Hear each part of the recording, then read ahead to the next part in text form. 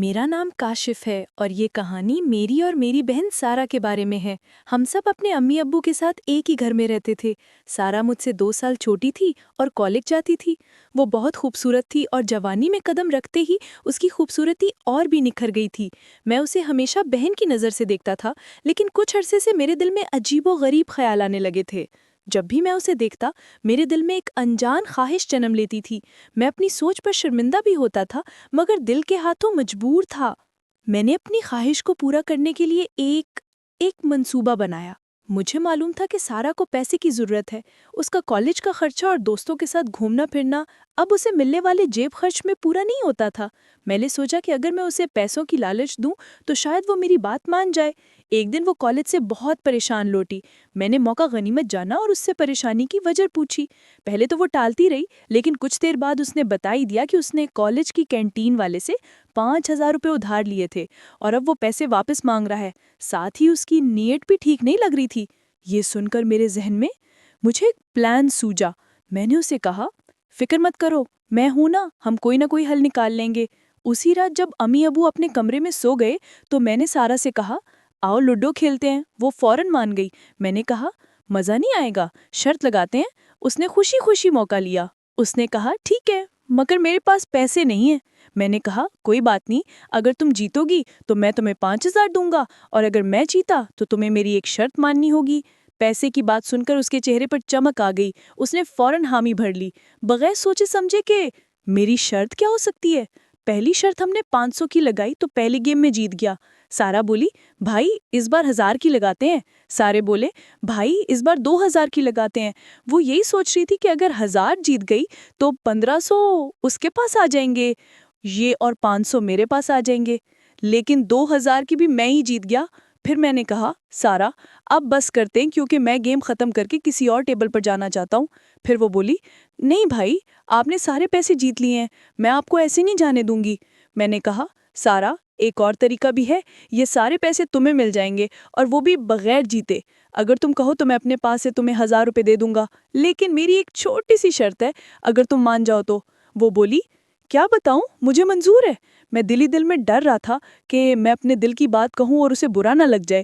پھر میں نے کہا، میری یہ شرط ہے کہ جو بھی میں تمہارے ساتھ کروں تم انکار نہیں کرو گی۔ وہ بولی، کیا مطلب ہے، تم میرے ساتھ کیا کرو گے؟ میں نے کہا، جو بھی میرے دل کو اچھا لگے، شاید لوگ سمجھیں کہ میں تمہیں کوئی سزا دوں گا۔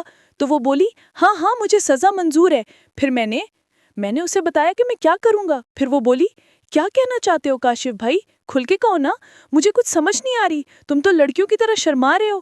میں نے کہا، سارا اگر تمہیں پیسے واپس چاہیے، جو میرے پاس 12,000 روپے ہیں، میں اس میں سے آدھے تمہیں دے دوں گا، اگر تم یہ شرط ماننے کو تیار ہو۔ وہ بولی، بتاؤ نا پہلے، مت پوچھو۔ میں نے کہا، میں تمہارے ساتھ وہ بات کھول کے کرنا چاہتا ہوں۔ پھر وہ بولی، کیا کہہ رہے ہو کاشف بھائی، تم مذاق کر رہے ہو، ایسا کیسے ہو سکتا ہے؟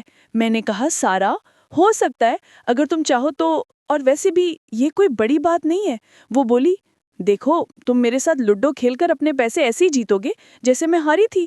میں نے سوچا شاید اگر یہ بات سارا کو بتاؤں تو وہ ناراض ہو جائے گی، لیکن وہ بالکل ناراض نہیں ہوئی، بلکہ ایسا محسوس کروا رہی تھی جیسے میں نے کوئی عام بات کہہ دی ہو۔ پھر وہ لوڈو کھیلنے لگی اور گوٹیاں کھیلنے لگی، بولی، چلو چلو کھیلتے ہیں۔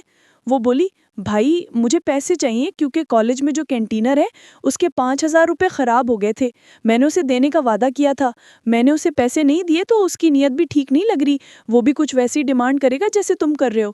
پھر میں نے کہا، سارا اس سے سارا پیسے کیسے چاہیے، تم نے 5,000 کے لیے اسے ایسا مانا تھا، اس میں کیا برا ہے، بولنے والے تو بول ہی دیتے ہیں، یہ میرا کام ہے، اس کی شرط مانو یا نہ مانو۔ میں نے کہا، سارا تم نے مجھے پہلے کیوں نہیں بتایا، میں اس کی کالج میں شکایت کرتا، اسے وہاں سے نکلواتا۔